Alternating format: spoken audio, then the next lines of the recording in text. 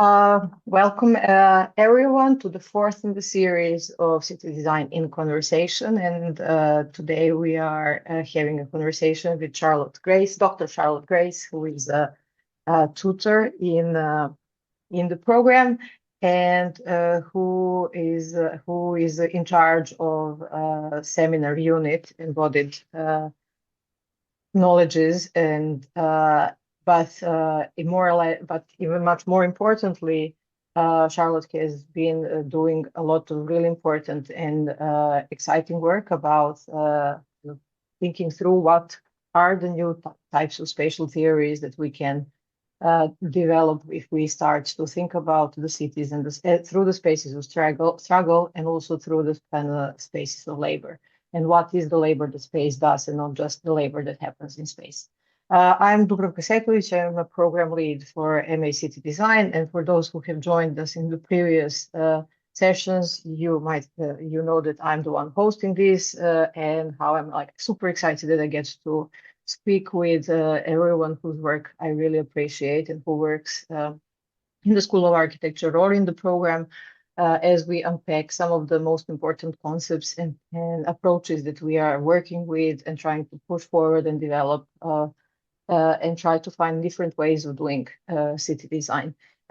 Since I have realized in the last 3 sessions that I really enjoy doing these conversations, we will be planning some further ones, which will also be engaging, allow us to engage with those who outside of the college and school, whose work we have been really thinking with and working with, and also the communities.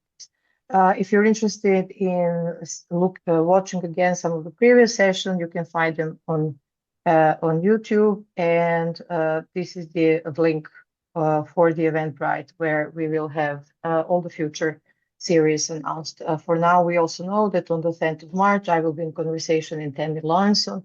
This conversation will be a little bit different. It won't be me talking with Tandy about her work. It will actually be Tandy, who is a senior tutor and a program lead for design practice in the school, talking with me about some of the concepts that I think are relevant to think through when we think about city design. There are so many things I would like to say about Charlotte, but maybe the best is for me to actually start asking the first question.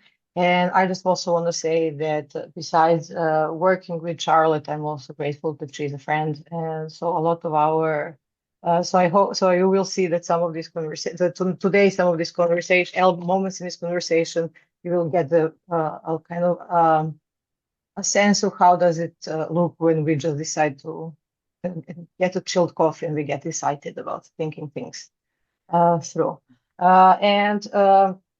I would like to start this conversation by discussing the issue of labor. Your work, Charlotte, on spatial labor and embodied knowledges in practice, which builds on understanding of reproduction as a site of struggle and feminism, resonates strongly with the discussions on scale that we have been starting this conversation with, mostly because this focus challenges the conservative idea of separation of disciplinary registers through strict separation of scales. As we talked with Adrian Lahoud in the first conversation, scale is just a question, and this thinking of scale really informs how in the city design we approach design for and in the city, and not as a fixed set of parameters usually determined by fixed understanding. But so that we actually understand the city design as aggregation, or maybe even better, federation of various design interventions across scales, across fields of intervention, material, legal, conceptual, infrastructural, institutional. And while question of scale is important, it's actually a question of labor that really underpins this understanding of the city, especially if we step away from the focus on productive towards reproductive labor, towards maintenance, to all those processes and mechanisms that has to be in place and has to constantly happen in order to have these kind of spatial structures we call city that support everyday life. So you also have architectural background. So, and in a way, all of us who went through architectural training in specific periods of time got kind of much more stricter understanding of what is disciplinary delineation and where city stops and when other things start. So maybe you can elaborate, maybe we can start, and this is how we've been starting this conversation on how you learned the focus on new and shiny that the official architectural education tries to instill onto all of us, and how this has created an opening, which is not only relevant for your work, but for to approach to the design as a whole. Thanks. Yeah. Hi, everyone. Nice to see you all here. And yeah, I'm really looking forward to this conversation. Um, yeah, I guess scale is always this, ever elusive term. And I know Adrian's work on it is really useful. I guess what I build on that in my own work or kind of depart from is the scale as a kind of relationship. It's not you know, the thing that's on either end of it. It's not 1 to 100, right? It's about the kind of the colon that creates the relationship between something, right? The human to the door, or to the door handle, or to the doorway, right? And I think that pivot point of understanding, a spatial understanding, is always kind of where I tend to, I guess, work, but also get stuck, which is they often overlap each other themselves. Labor for me is also this relationship. I think it's very it's overused and almost under conceptually charged in a way, in that it's, Marx, one of the main guys to use the term, talks about it as this exertion of energy onto the environment. It's about a relationship between the body and an environment, but there's always a kind of force or an energy or a will or a momentum between the environment and the body, or or the bot that is doing this labor. And I think that's really important, in the long lineage of, the last 120 years of spatial thinking, which thinks about space, not just as these static objects, but as this kind of ever reproducing kind of landscape of things in relation to each other. And labor is what makes all of that possible. And, we often use practice. I won't go too deep into my PhD lit review here, but we often use the term practice for that. And I guess one of the key tenets of my position is that practice is quite politically hollow. And it almost, I did just say labor is almost what makes everything happen, but it's actually a much sharper way of thinking about space than a much more kind of capacious or loose term like practice. That's actually, it's got a feminist history, the idea of practice, that not just the mounting of bricks on top of each other, but, the way we look after each other, the way we, make space, even if it's just through the relationships we build. Practice is often used for that. But in the process of validating space, spatial practice, something was lost about who does it, why they do it, be that because of their social standing, their ideological position, their capacities or incapacities, whether they feel compelled to do that for any reason, often related to the previous categories I mentioned.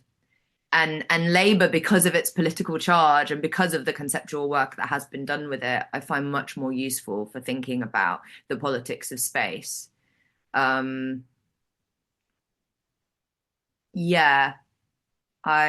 think I'll pause there because I can get into the rabbit hole of that. That was, a good 20,000 words a couple of years ago.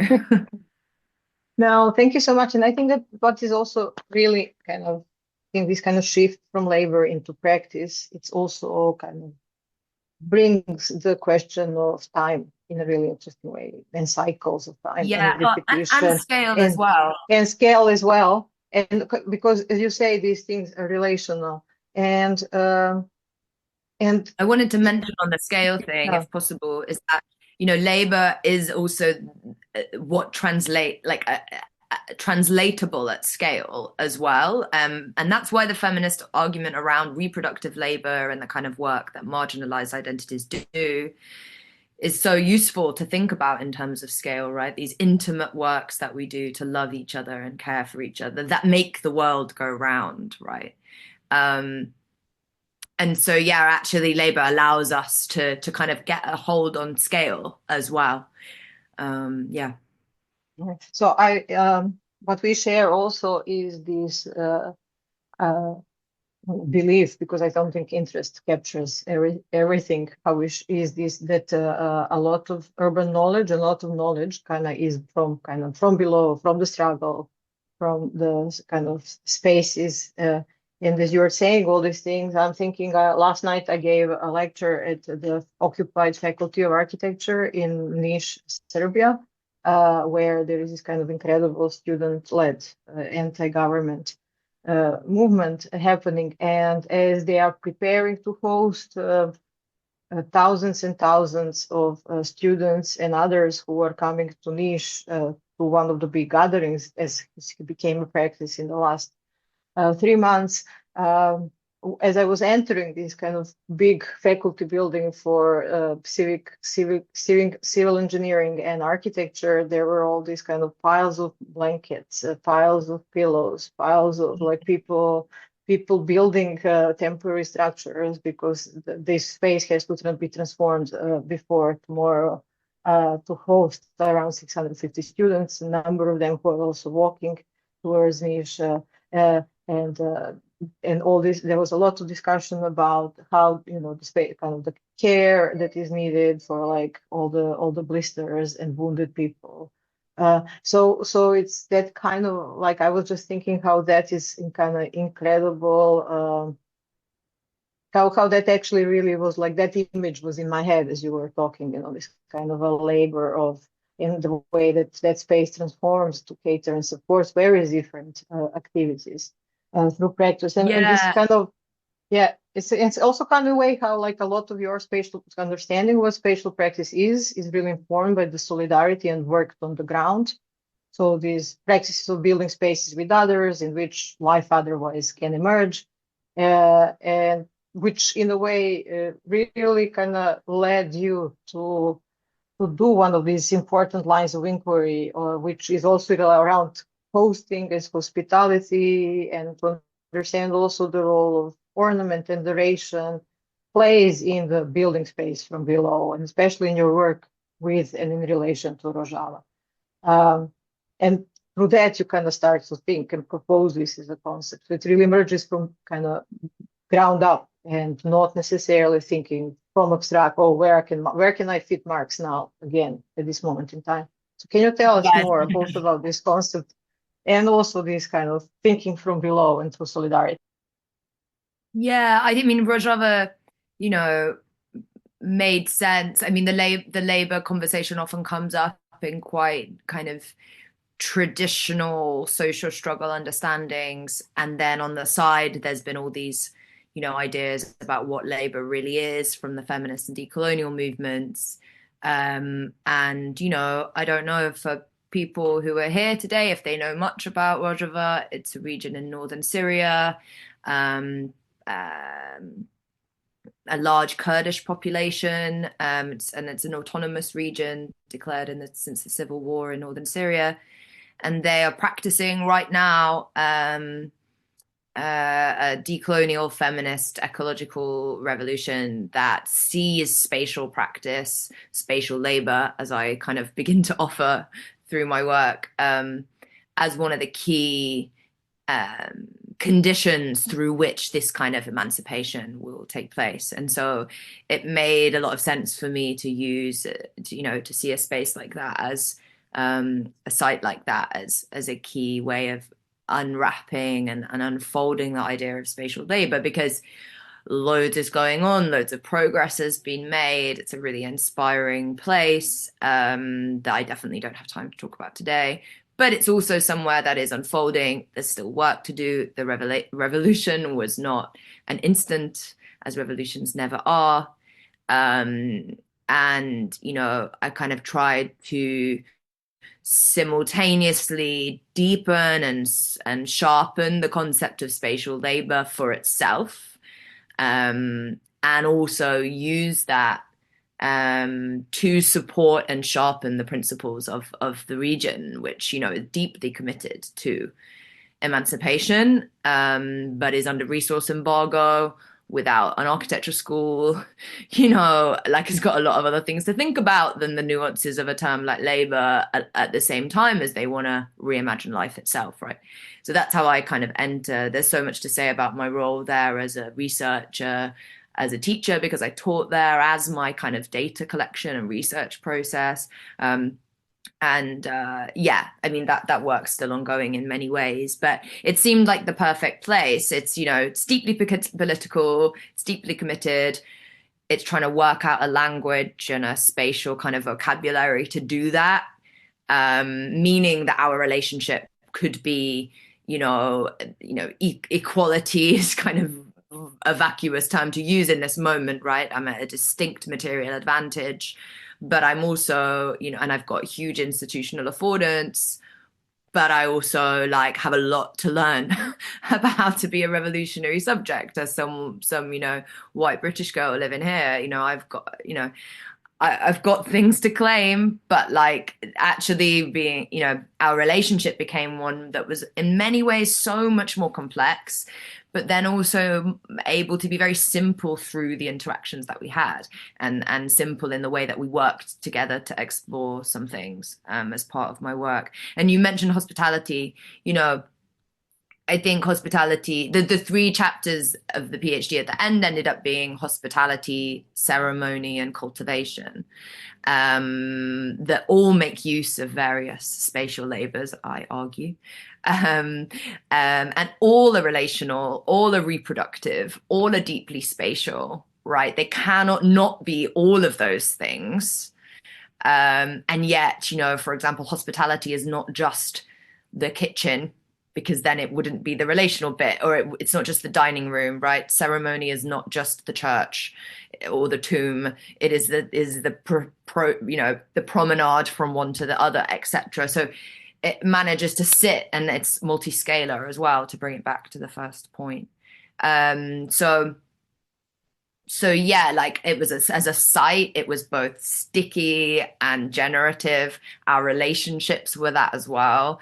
And it made sense that what came out of it was simultaneously, a set of terms that we all kind of love in the spatial disciplines, right? But we can't really get a hold on. And it's particularly ceremony, right? Like it's often, like spirituality, right? It's like, you almost don't want to name it. You don't want to put a box around it or say it happens in this room here. And yet it's the things that we hold on to. And so many resistance and social struggles hold on to those three things more than they hold on to the statue of their leader, be they toppling that statue or erecting another one.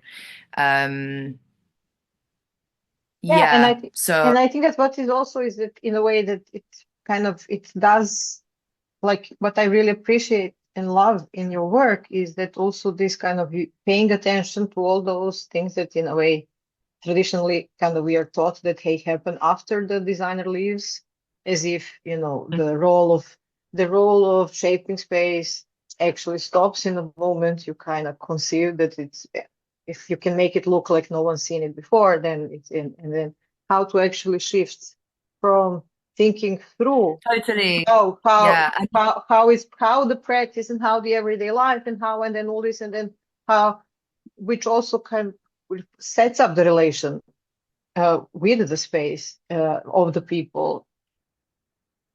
Totally. I mean, that's a real, for people who had lived in war and occupation conditions for their entirety, for hundreds and hundreds of years, let alone since the fall of the Ottoman Empire, let's say, which is often the kind of start point of the contemporary Kurdish struggle, like what the thing is built out of, or who, did the details isn't as important as what happened there, what relationships were there, what solidarity happened there that attaches me to that place or to that space, right? And that's not to diminish the role of like architectural or urban design in that, right? Like anything but, like our role is to use our disciplinary, skills, affordances, curiosities, to facilitate that, right? While very much knowing that it is,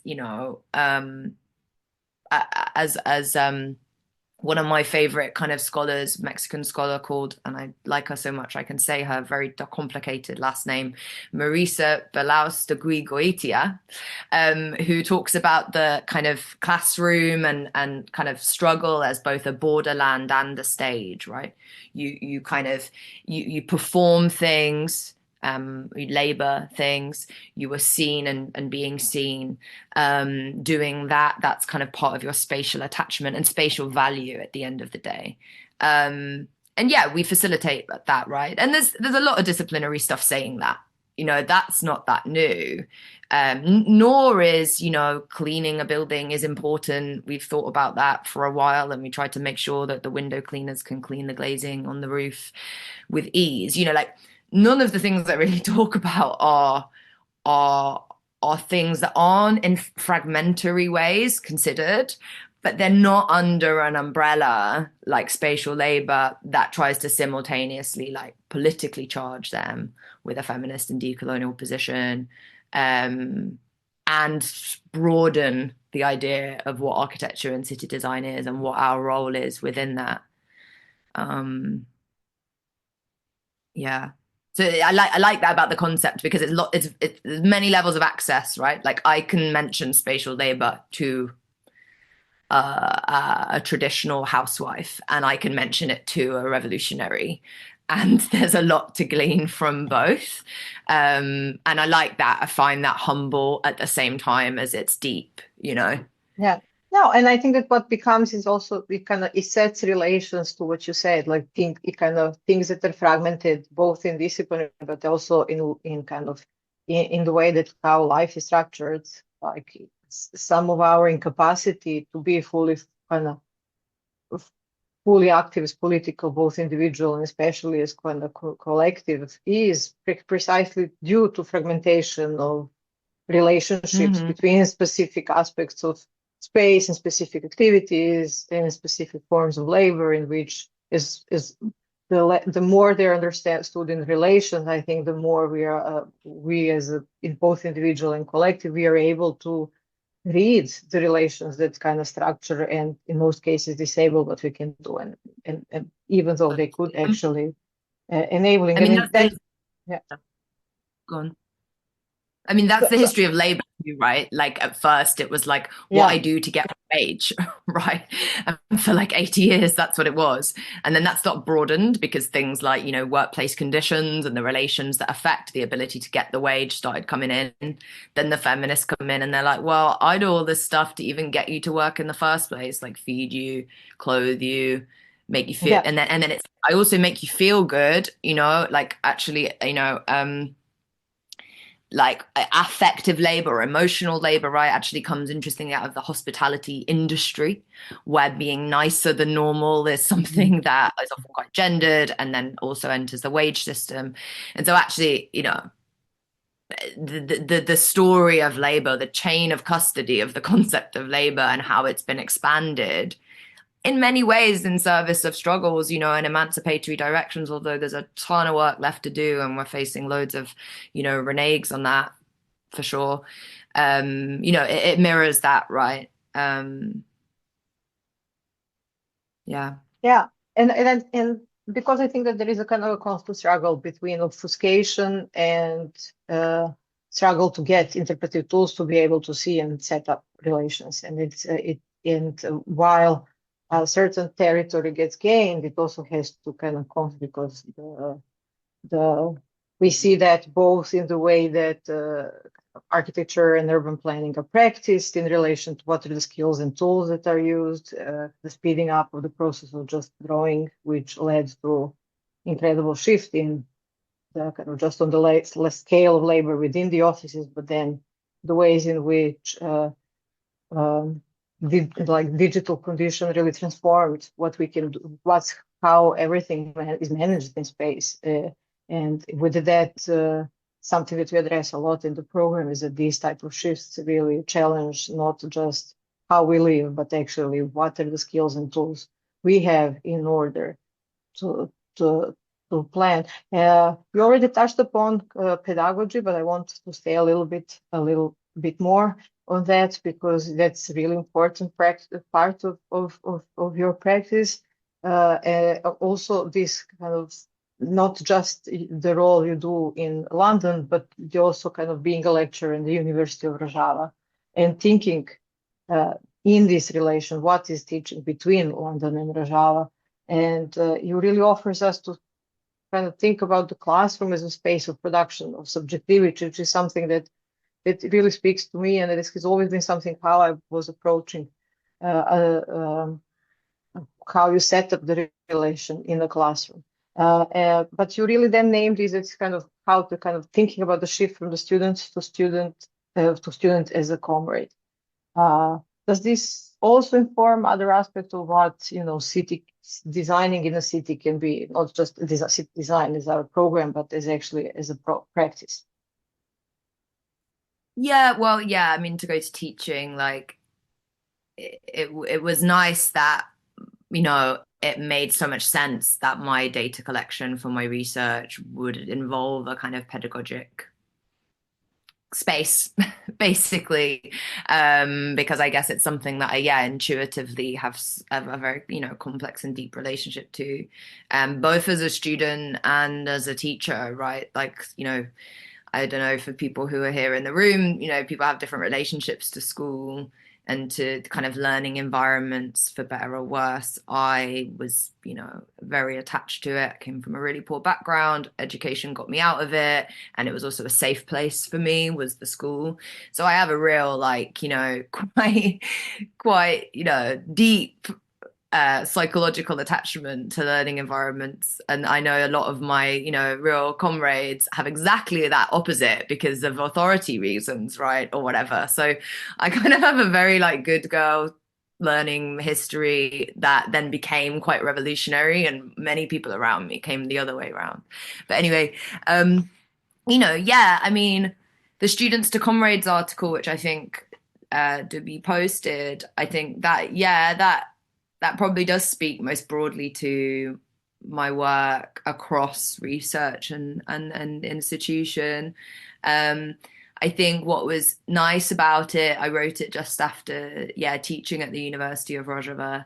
And I was kind of in these two paradigms of being in, elite Western education, trying to teach a politics and a political positioning to people, in fairly comfortable positions, and then trying to also teach, capital A architectural concepts or spatial frameworks to, militants and revolutionaries.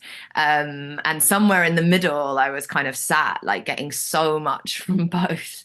And so, I kind of wrote about it. And I think, even in the little intro that we wrote for today, there's a lot of kind of wishful thinking in built environment discourse around what really is kind of solidarity work or support and in struggle and community engagement and participation. Like in a way we're all quite used to those words being thrown around a lot, but they often don't necessarily land, often by way of either being, to be crude, like hyper utopian, so that we get to do these nice big drawings or say that we saved the world with a project, or like critical, capital C, let's say, which, can make an astute point, and can be useful, absolutely. But then, what the kind of affect of that is on the student or the teacher or the imagined user ends up being quite murky. Like how is it generative? What does it generate? What momentum or struggle does it kind of reproduce? And so, yeah, we've got the language, and we often, understandably, by the end of an academic year, position ourselves somewhere, making the most of the, horizon we've created for the project. Um, but I would say, with city design and with my work, um, there's a realism about what the discipline can do and what it can't. And, the imaginary, kind of project that is, a small intervention that imagines a multi-scalar kind of effect, or that really does just help someone or a few people or a site out, can be all that's possible in an environment like Palestine, like in migrant, routes across Europe, which our other studio, which the studios look at. And so when I talk about students to comrades, like I always say, like radical is always relative to a context. That's from Rodrigo Nunes' book on Neither Horizontal Nor Vertical. And like, we can't indulge in the idea that we're either saving or supporting, or that we're coming up with brand new utopian solutions or horizons for somewhere. That's not our job, actually. We are a cog in a huge, machine ecology of what would make life emancipatory in any way. And so actually solidarity, whilst it's this huge expansive concept, can often be very, very, you can hold it in your hands. At the same time that, I run the theory module, so we can also kind of take space and breathe in these much larger, more kind of horizon-based questions. And I find actually in the start of that article, this really great little moment in the start of a book called Comrade by Jodie Dean, who discusses the etymology of the word comrade as coming from the room, the camera, or the room in Latin. And it's, basically it's your roommate. It's someone who you share a room with. And I kind of run with that a little bit and talk about how, you reproduce the room then becomes, the camera that we know, which is a box that, absorbs light and creates an image and looks towards the horizon, etc., in this tiny little case.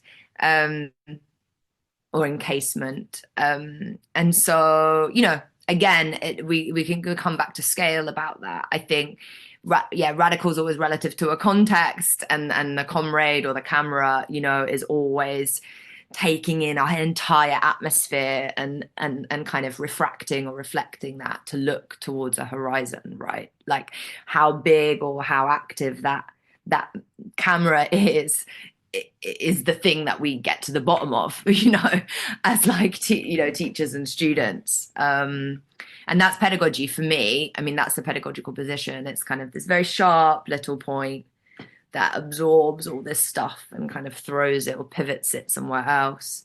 So I see it anyway. Yeah, and for me, this also speaks to something that I kind of often think about as an like, what is the ethical position in teaching, especially teaching in this moment today, in a moment in which, as a response to just in narrow professional sense, in the response to like this kind of cycles of the skilling that came with the and speeding up of the processes of labor, with the kind of tools, digital tools, but also the kind of increasing pressure on space through spatial fix for the production of kind of capitalism, that we can't only we have to guard from that pressure that we have to teach students only practical skills that make them employable tomorrow as soon as they leave. Of course, we teach them that, but it's also, I think that ethically what we need to teach them even more is that their capacity to see the system, to refract the horizons, to be able to change the context in which they will be working in 20 years, because we can't guarantee that the skills that we are told they need to know, especially in relation to some softwares, that they will be even that way applicable in 2 years after they graduate, or maybe even they graduate. So so that kind of But also, capacity to see the room, but also see the rooms is, yeah, you wanted. well, just also, I mean, a lot of people that I do political organizing with, and I've squatted with, and I've, done many things that I probably won't say on Zoom right now, about, in service of political struggle. Like, they see me funnily as this really practical, someone with a skill, once the rev might happen, I'd actually be really useful,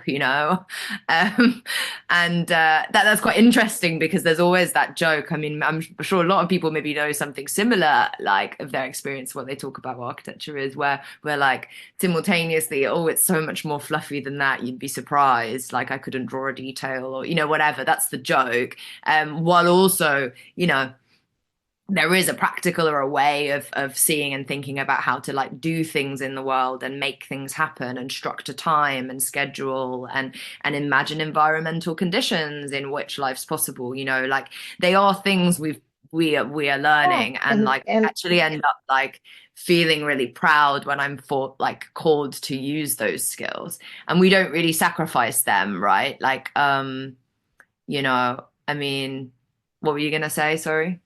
Yeah, I wanted to say, like, it's also just being able to kind of think through what is needed to support something to happen, whether it's like electricity, or a water, or a mop, or all those kind of a Yeah. light, a kind of a shadow, and all those things. And in a way, that's what the core of design is. And it's not capacity to then draw that and render that. That's one of the ways we have created as a custom of how do you visualize what this can be, but it's not about actually thinking through what needs to exist in place in order to support things to happen.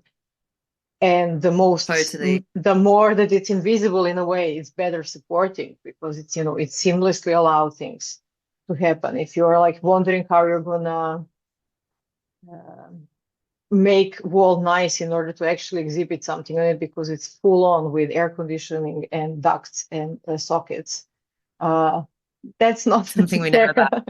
something we know about from various Well, contexts. yeah, yeah. I mean, I was going to mention that, like, I mean, I'll make a point about infrastructure in a minute, but I was going to mention, like, when I think about my work, if I do talk about what I do right now, I also run the exhibitions at the RCA, in the School of Architecture, and like, when I think about my position and the practical versus conceptual thing, I love that I do that, and that I'm called to really think in temporary, practical, event-based, infrastructural terms, how to like make something possible. I think about cable runs. I think about moisture in the air and how to pin things on walls. I think about curation, to an extent, etc. And I actually love that I get to do that while I teach theory, right? Because they kind of really support each other and keep me like, kind of having all those things as part of my job. But yeah, on the infrastructure thing, I was just going to mention like a more kind of, grand point to make on that is, I always find it funny that a lot of the like infrastructure and logistics writers that are really big deals are women, and have often come through a female identity and a way of thinking and seeing the world, a way of taking on labor, be that spatial or kind of otherwise, although everything's spatial, but and taking on that way of considering how to like make life happen, how to make a house happen, how to make people both feel good and support them practically, etc. And in the explosion of logistics and infrastructure scholarship of, let's say, the past 20-30 years, the people at the top really nailing it have been kind of non-white feminists at the same time, and I feel like that's like no joke, that's not a coincidence. And yeah, I like seeing that, and I love that my job has this like hard infrastructure role, and then a seminar concept, flicking through books and close reading drawings role. Yeah, and it's kind of interesting. We keep kind of going back to this kind of room as something we are thinking this through, even thinking through and thinking with, even though, like, city design should, should be kind of, we should be thinking about larger scale. But I think it's actually kind of thinking this through the kind of the problems of the room in a way enables us to actually see these infrastructures, to see the connections. And you have recently written this really, the text that is already kind of influencing students in the architecture schools, in the kind of the questions they are starting to ask, but also kind of their capacity to understand some of the what is happening in transformation of the space, a living space, especially in London. So you wrote this text for architectural review on the disappearance on the living room in the context of London housing and rental market. And I have always been fascinated slightly as someone who is relatively recent transplant into the kind of UK and London context, also with this kind of idea that, what I call living room is often called sitting room, which is also the kind of completely different relation to what you do actually. Look, I guess hospitality and relation, you're gonna sit and are there to be presentable, and or you are actually living. But I think that this kind of zeroing into this disappearance of living room is really one incredibly rich way through which one actually starts to discuss what are the new old lines of struggle that are opening in London and in everywhere else, which are much larger than that room, but somehow to think kind of one brings it much closer to everyone's experience of everyday life. If you talk about what's happening with the housing, what's happening with the crisis of housing and all the new struggles, not just through abstraction of money, rent, ratio of your access, kind of mortgages and all this, but actually to what are the spaces we have. And the experience of living room becomes even more important when the pressure on that there are so little spaces we can use outside of our homes to socialize and not pay. That then in the end kind of again starts us to ask to start to envision more than just thinking about that room. We start to see the city from a different vantage point. But as someone who is really kind of on the ground and thinking through the struggles, what are the new old lines of struggles you see happening, and how then the kind of knowledge we have or we can have in relation to that? What's also our role in relation to that? Yeah, well, I mean, on the living room article, yeah, I got a lot out of writing that. I mean, I'm often, thinking in huge revolutionary contexts far thousands of miles away, and it's good for me to also, really come back home and think about the same kinds of ideas as they can be shown through something local. So yeah, I got a lot, and it was a funny thing because I was talking to Architectural Review about a bit much fluffier, larger thing to say, and they actually just picked up on the one sentence around the loss of living room as this kind of ambiguous site of spatial labor, and they were like, I really want you to like just expand that, and it became a whole essay. So yeah, it kind of says a lot about the reach of these kind of ideas.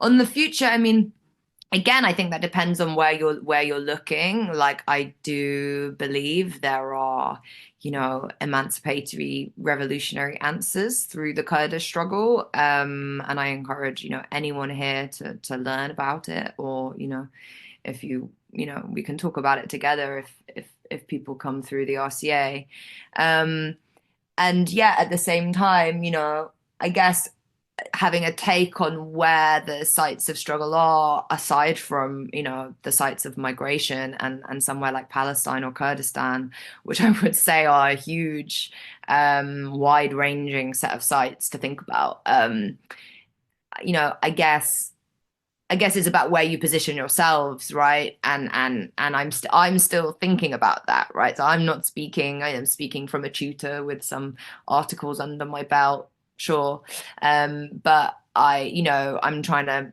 make myself, for example, come home and write about the living room, and then think about Kurdistan through that, and you know those kind of struggles also ask us to think about where we are, to not exoticize, to not only think about some faraway places where some new answer might come about.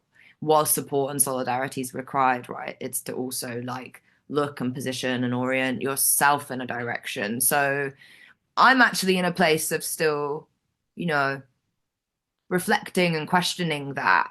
I'm lucky that my job allows me to think about all those things. And yeah, I guess I would see myself, thinking in terms of large revolutionary struggles and making sure that I keep my feet, both of them, hopefully, on the ground, thinking about London and rooms and sinks, kitchen sinks, and the bed, and what's going on around me, right? I think a revolutionary position is to hold both at the same time, right? And that goes for anyone.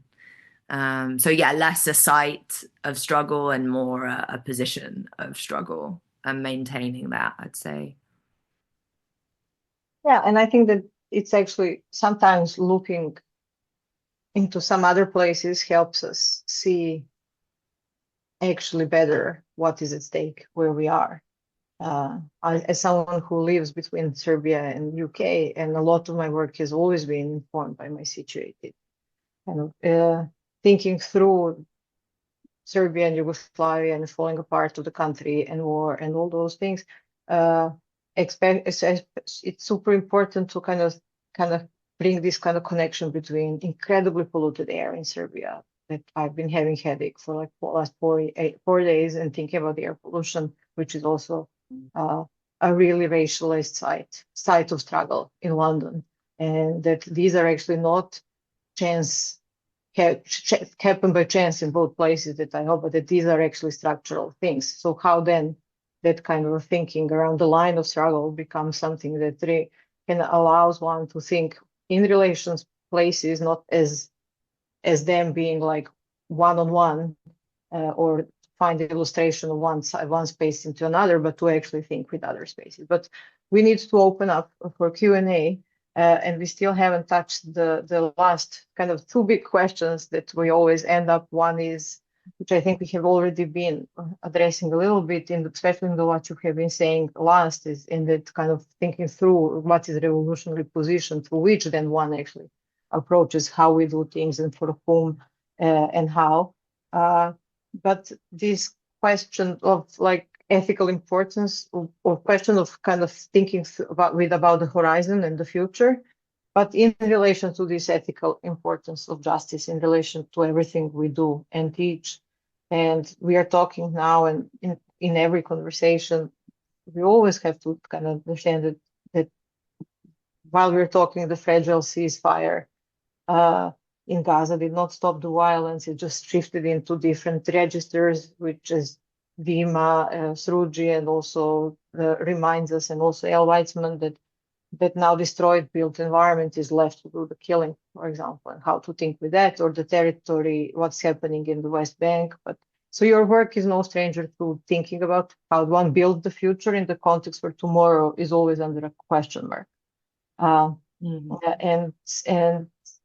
why, and we are thinking always about shifting from not only focusing on analyzing the ways in which space does harm and feel despair, how to actually kind of work with this, that also is really strong in the work of the future, from understanding that space is also something that enables joy, it enables hospitality, it enables ceremony, and that, so where do you see kind of future? As the Yeah. labor, right? Like I think, Yeah.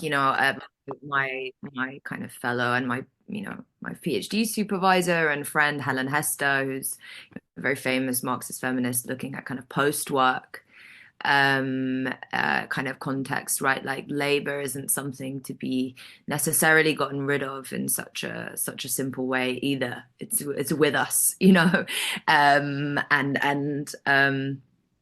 you know, I think that's worth just to loop that background, you know. We're never going to really get rid of space, and we're never really going to get rid of labor. There's just going to be some, you know, redistribution, and it's how we do that, right? Because even the eradication of labor isn't looking good for liberation as it stands.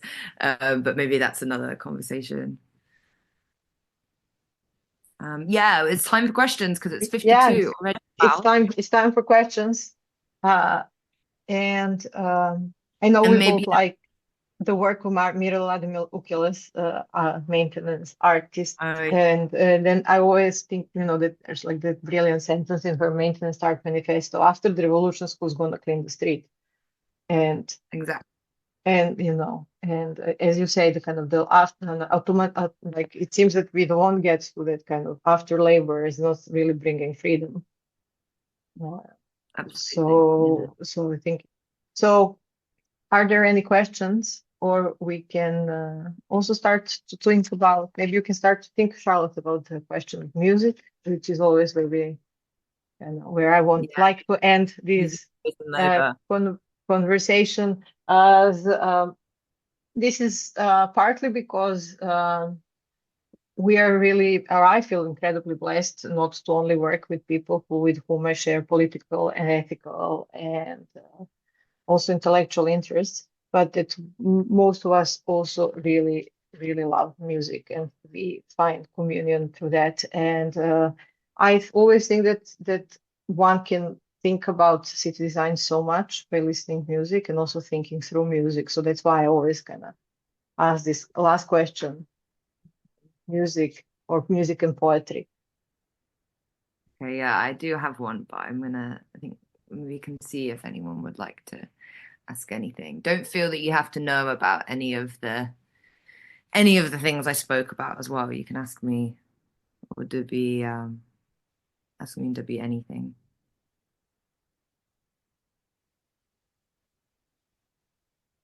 No. Well, I want to ask you something which is not on our project. Drawing is really important for you. Yeah. And and I think can you I can give him some ideas, but maybe I just leave you to kind of can explain why drawing is so important. Yeah, well, I guess it is worth mentioning as well, you know, that as well as teaching theory, I do kind of end up like being on the design kind of tutorial team at the end and kind of applying, you know, theoretical ideas to the design projects. And one of the ways I end up kind of looping around that with students is through the drawing. I guess, you know, I think that image making, you know, drawing and also collage, like have so much politics, ideology, orientation, culture, intuition, sensibility loaded in them that we really don't learn in an architectural education. We learn a kind of language without thinking about it in cultural or ideological terms very much.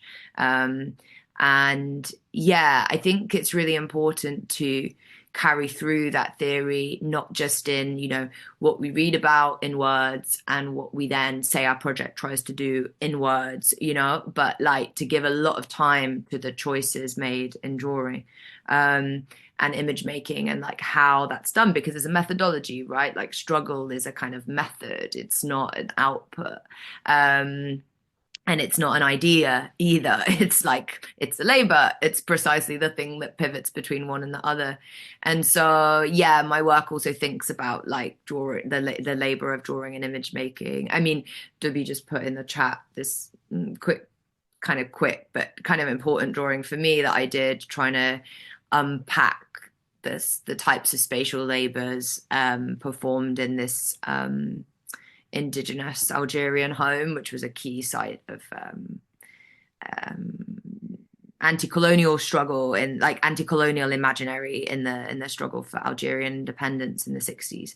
And yeah, it was kind of drawn almost considering the labor, but everything was really static and non-atmospheric. And so yeah, I kind of unpacked that a little bit by trying to like trace and map and give a kind of line quality to the frequency and the repetition of certain labors and the use of certain objects and the gendering of that, and thinking about how the space is developed through that. But that's something I did go and do a cold hard 80,000 word written PhD and 12 PT aerial at a media studies school on it, and I didn't get much chance to commit to drawing or doing much by practice through my work. So that's actually kind of TBC, and my work with students helps me really like unpack and develop that actually. So that's something maybe coming up, rather than something that I have. I have the kind of position and orientation, but I don't necessarily have the creative experience since finishing my PhD yet. I've got Arts Council funding to develop this and do casting and latex rubbing and ways of giving volume and force and mass to reproductive labor and spatial labor. So that's something over the next 2 years that I hope to integrate into my teaching actually. So that's a discursive pending thing.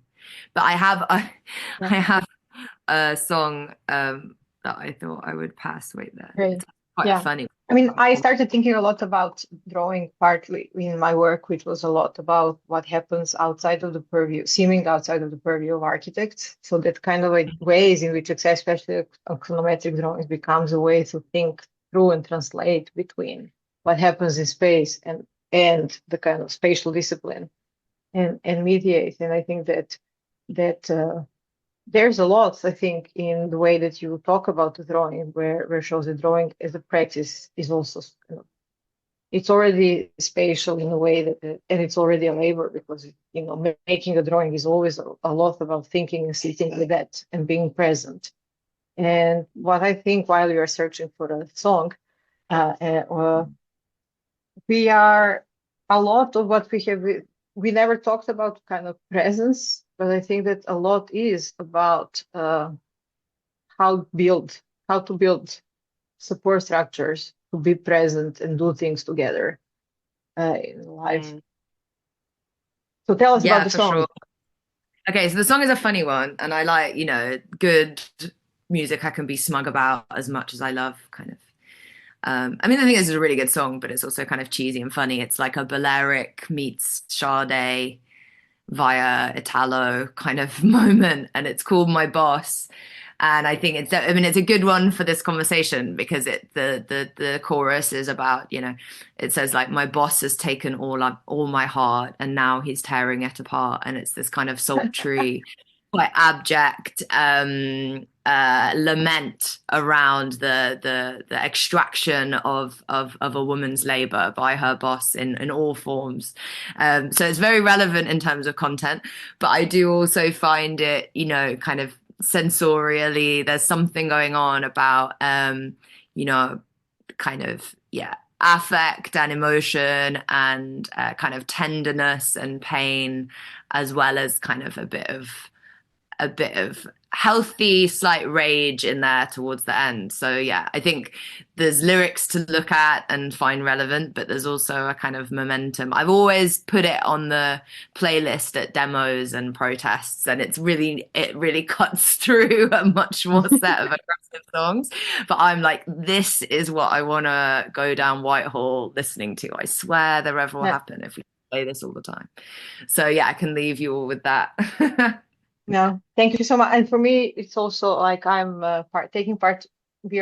I'm speaking from Niš, Serbia, and this kind of where my musical childhood was also rather infused, not also by like a lot of Italian and Balearic sounds. So this also kind of it makes me think of like what for me city life is, which is a lot came from. It's definitely living in and growing up in the South. Yeah, it's a good commute tune. Yeah.